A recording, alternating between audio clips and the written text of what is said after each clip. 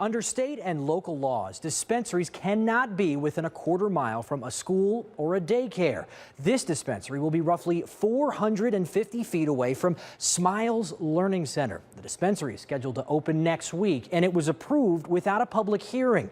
Tonight, advocates say it was completely inappropriate, but the city says it's legal. The Smiles Learning Center on Chandler Boulevard has a playground for young kids, and soon it'll share a parking lot with a brand new business, Territory Dispensary. I'm appalled to hear that a dispensary would want to put their business near kids with special needs. Debbie Moak is the former director of the Governor's Office of Youth, Faith and Family. Don't put your businesses next to youth and expect that they may not be recruited into future use. Online, the Learning Center says it provides respite, habilitation, and attendant care to kids and adults with disabilities. But there's debate about exactly what kind of business that makes it. What is Smiles Learning Center?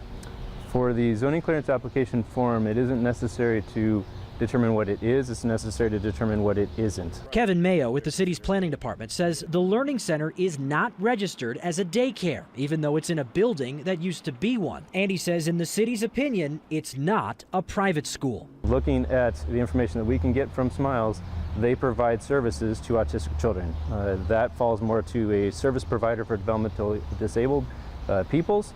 That is regulated by the Department of Health Services. That would make the Learning Center a healthcare provider, one that is not protected from dispensaries. The city approved the dispensary's application just 2 days after it was filed, using a brand new process with no public hearing or council vote. Certainly, they need to relook at this. I think this absolutely goes against what the populations and voters of Arizona want. The city of Chandler used to require a public hearing and council vote for dispensaries, but it changed its process after this dispensary applicant came forward.